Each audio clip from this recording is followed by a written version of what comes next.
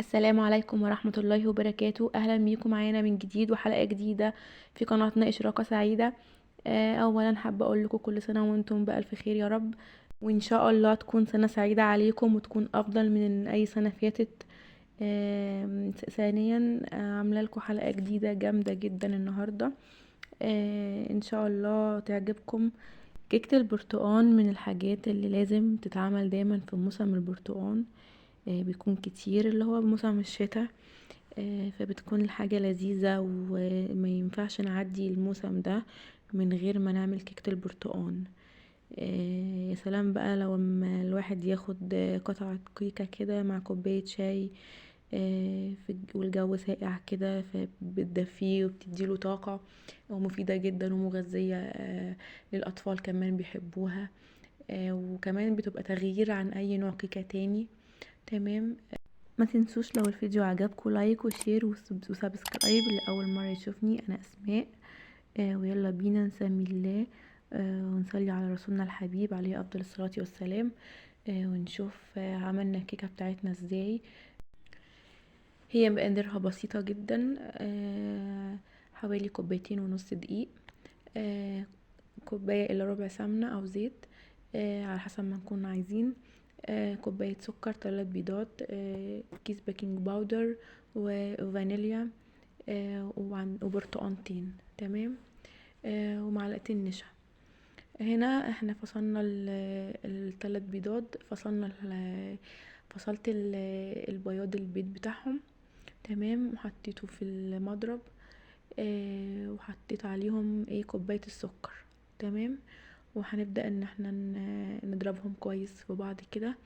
طبعا لو حابين يعني الخطوة دي، لو مش عايزين تعملوها وتحطوا البيض كله مرة واحدة والخليط كله، او مش لازم برضو يكون في مضرب كهربائي، ممكن في الخلاط العادي، مفيش مشكلة. بس انا بحب يعني لو في وقت معايا بحب اعمل الخطوة دي، بتبقى بتخلي الكيكة دي الكيكة يعني بتبقى حلوة ومنفوشة قوي. تمام. بعد ما ضربنا شوية كده حوالي 3 دقايق، بنزل بقى بصفار البيض، وبكمل ضرب. تمام. اللي حابب طبعا يحط البيض كله مرة واحدة مفيش مشكلة. تمام. بنفضل بقى بنسيبهم حوالي 5 دقايق كده، ينضربوا يعني ضرب كويس كده. شايفين بقى طبقة المارينج اللي اتعملت تحت بتاعت بياض البيض، في الحوالين من بره ازاي، وصفار البيض كان في النص. هنا بقى طبعا لما اتخلطوا كويس، خلطناهم كويس حوالي 5 دقايق. ونزلنا عليهم بالفانيليا، حوالي باكوين فانيليا او نص معلقة فانيليا صغيرة او فانيليا سايلة زي ما احنا حابين. تمام. ونزلت برضو مع الخليط ده كان بمعلقة خل. تمام. مع الخليط دوت ونضربه كويس كده.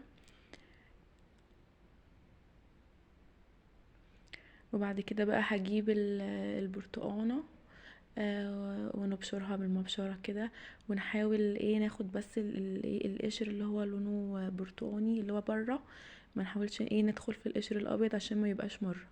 تمام. بناخد بس القشر دوت وبنضيفه على الخليط بتاعنا اللي في الميكسر كده.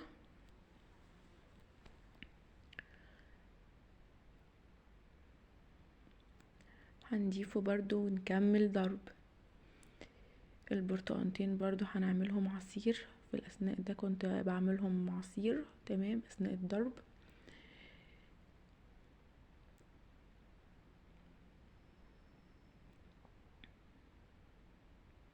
هنا اهو كوبايه عصير البرتقال اللي انا عملتها هنزل بيها.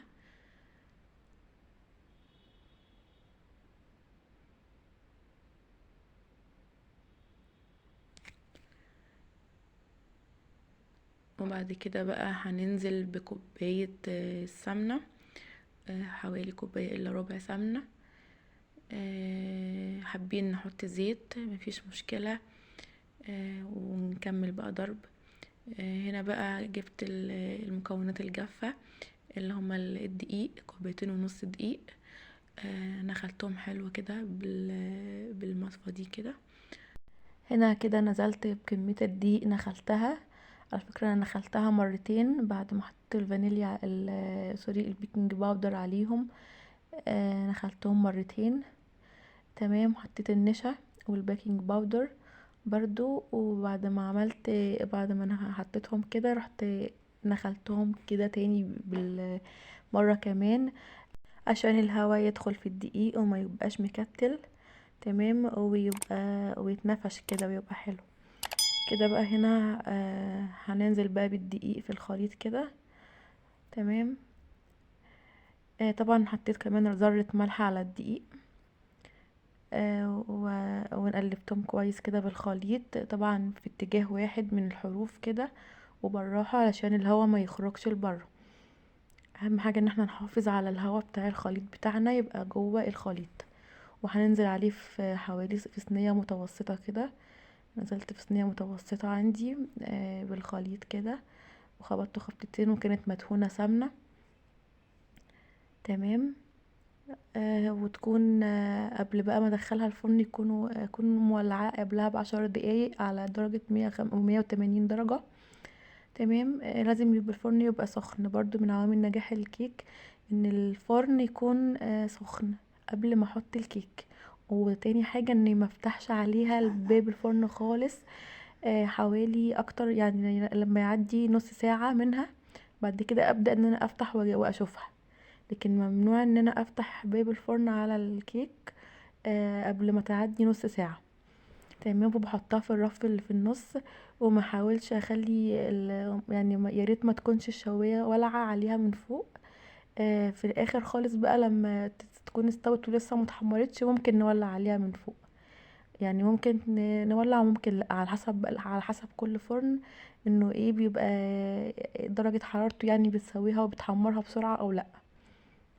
تمام. هنا بقى كده قطعتها، شايفين جمالها ولونها، لونها اصفر وجميل لون البرتقال. وكانت طرية وجميلة من جوه وهشة. شايفينها عاملة ازاي؟ يبقى لازم ناخد بالنا عشان الكيكة تنجح معانا الدقيق لازم يتهوى كويس، وكمان نحتفظ بالهواء في الخليط السائل بالطريقة اللي قلتلكوا عليها. كمان مهم قوي طريقة خلط الدقيق بالخليط السائل في اتجاه واحد عشان ما نخرجش الهواء. كمان الفرن لازم يكون سخن وما نفتحش عليها باب الفرن لما يعدي عليها 30 دقيقة. خلاص. هنا طبعا انا نزلت كان عندي حليب مكثف حطيته عليها كده، كان خلاه طعمها جميل واحلى، وكان حاجة لذيذة كده وجديدة، فجربوها بالحليب المكثف كانت جميلة جدا. يا رب الفيديو يكون عجبكم. ومتنسوش لايك وشير وسبسكرايب اللي اول مرة يشوف الفيديو. والقناة انا اسماء، والى اللقاء مع فيديو جديد اخر.